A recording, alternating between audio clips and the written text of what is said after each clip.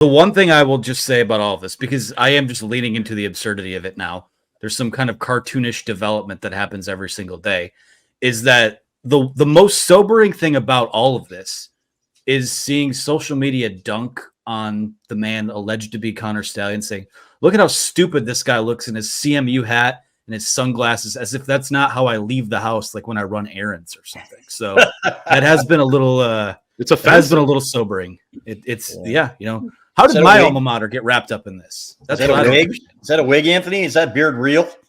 No, the beard is real. The beard is real.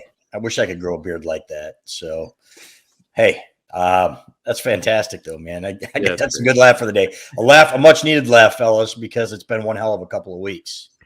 Yeah, no doubt. So we'll get into the latest on the NCAA investigation as well as Jim Harbaugh contract extension before we talk about Purdue, make some picks at the end and get out of here.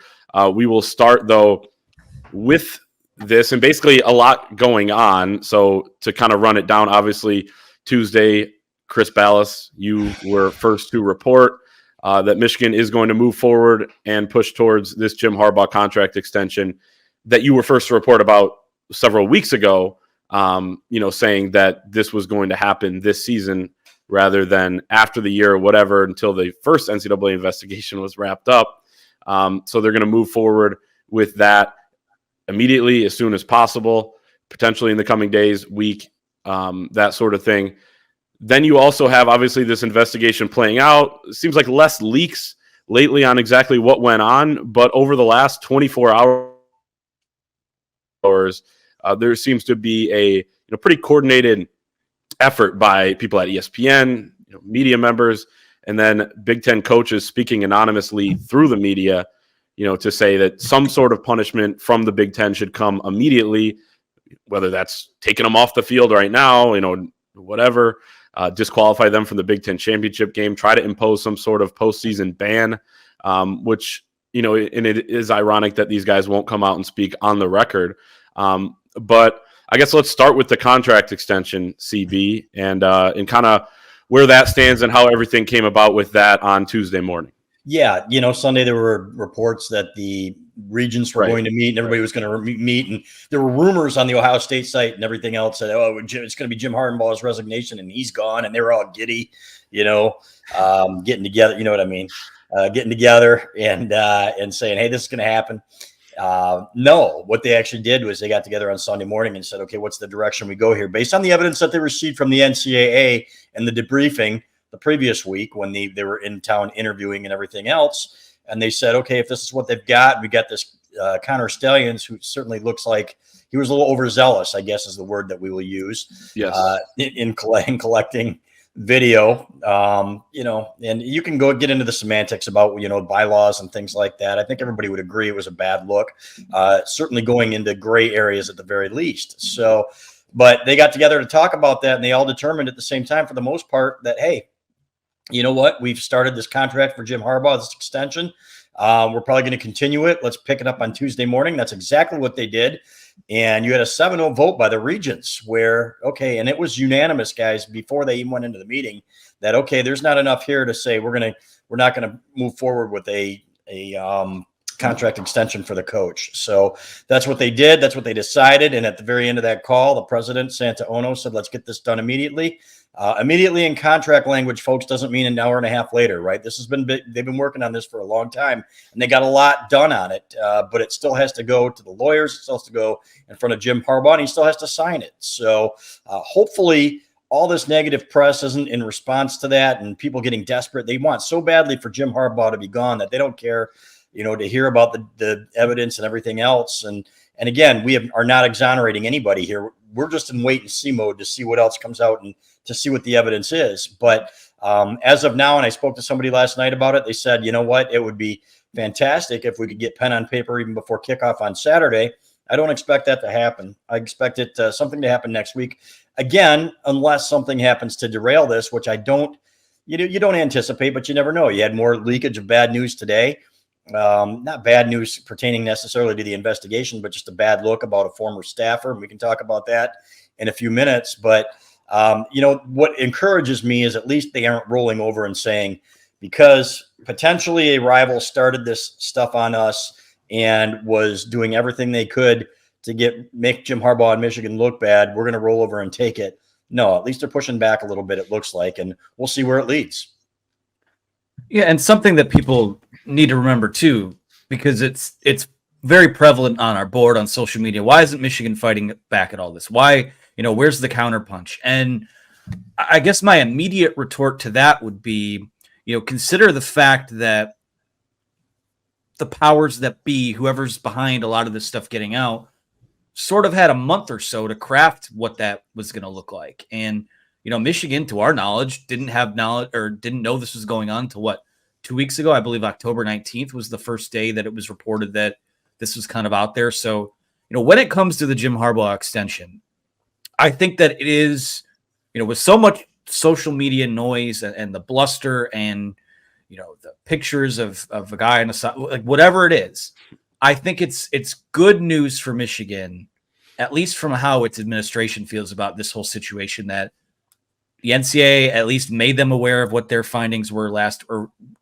made them just kind of looking, this is what we have, this is what we'd like to know, etc.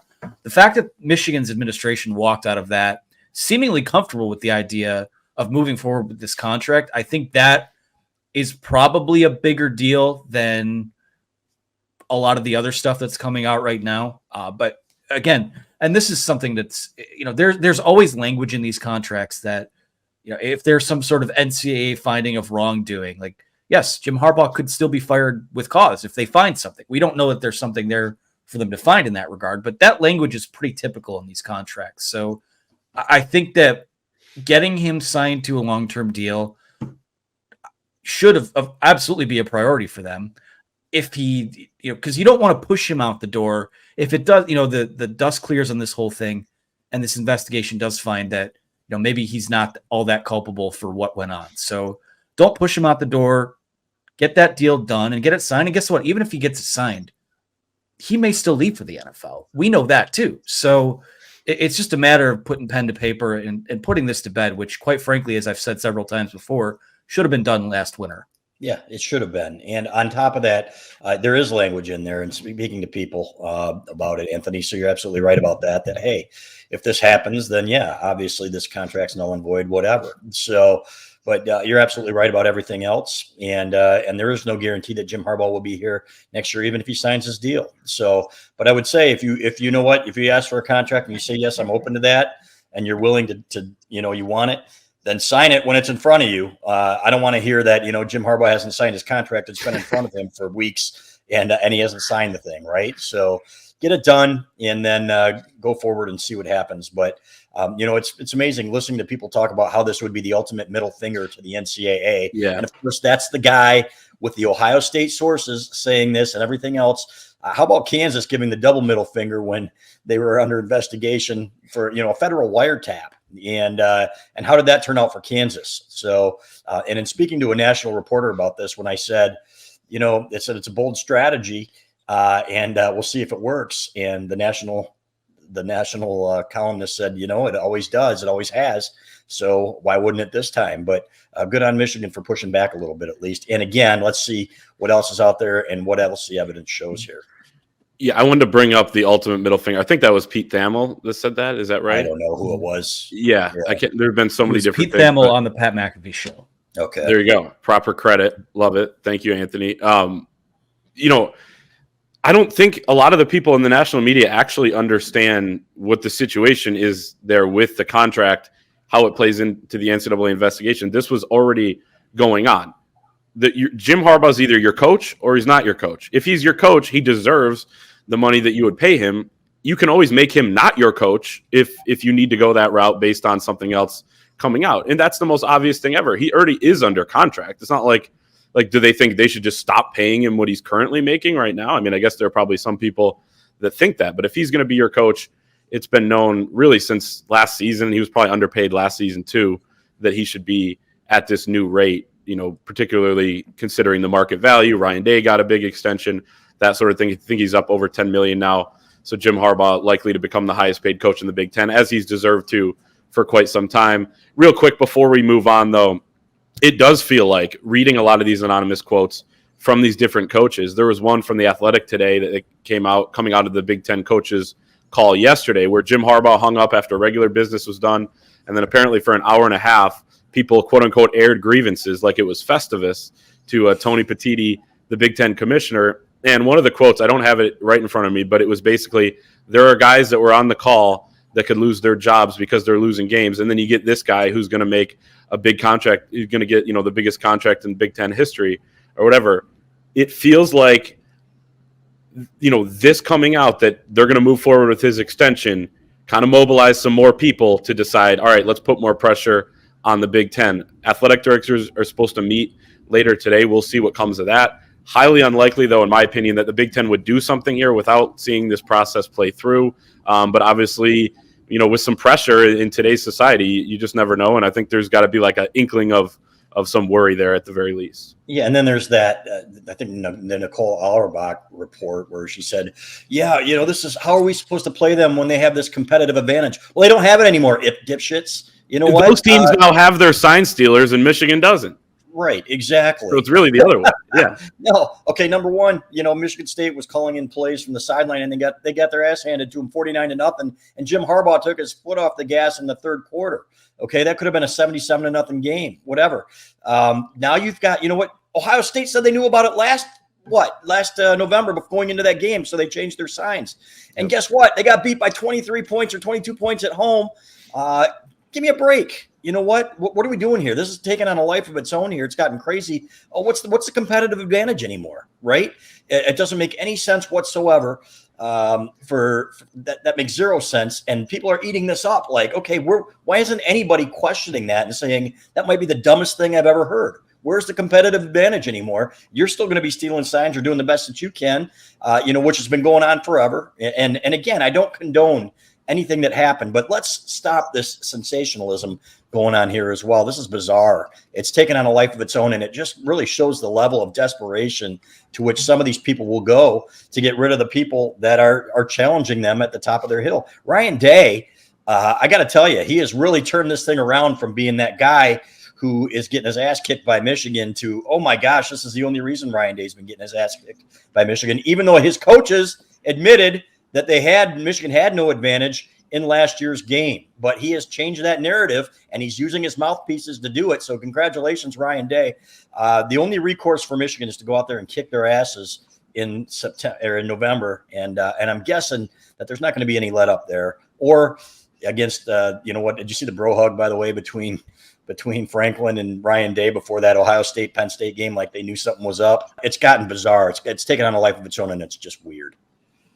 The Marvel fans will get this one. He whispered "Hail Hydra" into each other's ears, so maybe that was part of it. I don't get the nerd talk, but go ahead. This is what I don't understand. I'm having a hard time, and again, I'll preface it by saying that in the rosiest possible picture here, there's the discussion to be had about the spirit of the rule, how far Michigan went, etc., right, and all the things that Connor Stallions did, but the more that kind of comes out on this with the bluster from the coaches and all that type of stuff, like how is this both the most open secret in the conference over the last 2.5 to 3 years, but also last night there was a call where everyone wants something done right now. We've known that these coaches have been talking to each other. We've known that they've been tipping each other off. We know that at least Ohio State staff tipped off TCU staff last year. TCU changed its signs in the first half of that game, beat Michigan's ass. Michigan had to rally back and win, or and almost win, I should say. They didn't win that game, but scored 14 offensive points in the first half, something like that. Right. I'm just saying, in general, like it's still difficult for me to kind of plant a flag anywhere because with all the noise and all the talk that's out there, I still haven't seen anyone come up with a quantifiable argument for how much of an advantage that this might have been. Because and here's a trivia question. Here's a trivia question for you guys. Michigan has beaten every team in the Big Ten that it's played by 21 points over the last 2 or 3 years, except for one. Can you name who that one was? Illinois. Yes, that is correct. I don't know what that has to do with anything, but that is when you're blowing these teams out like that, like Bielema's elite. That's part of it. I mean, well, there's nothing to steal there. You know that Brett Bielema's running the ball. So I guess for me, it's the quantifiable. I think that's going to be kind of the crux of this investigation too, is can you really prove how much of an advantage there was? Like you can certainly prove that if there was, intent to gain some type of advantage, but this isn't the same as having Cam Newton out there playing for Auburn or Reggie Bush out there playing for USC. Yeah, I mean, you'd have to, even with stealing signs, I have to imagine no one's batting 1,000 in getting plays right and all that. So I'm not saying that Michigan didn't do anything wrong, but to me, it's just I'm still so confused about how this was both the worst kept secret in the league, but also everyone's outraged over the last 2 weeks. Because it does feel coordinated. Because they've gotten their ass kicked the last 3 years, and Ryan Day is a big baby, and he can't handle losing and the heat on him. So yeah, that's what it boils down to. I heard that meeting was just for men too. For men only? Yeah, but Ryan Day, I think he's sponsored by Just for Men, right? So okay. But right. Yeah, apparently it wasn't for men only. But I think the last thing I'll say on this too is when we talk about all of this and you get these anonymous quotes, again, as I said earlier, they won't go on the record. But two, they have everything to gain from trashing Michigan here. These are competitors. These are not unbiased testimonies from these coaches. Now, it might not be completely unimportant to get their input based on the fact that they are involved in this in terms of, the competition of this conference. But these are biased testimonies. These are people that clearly, again, like you said, Chris, don't like getting their asses kicked and have something to gain competitively by having Michigan get punished. And, that's just the way it is at this point.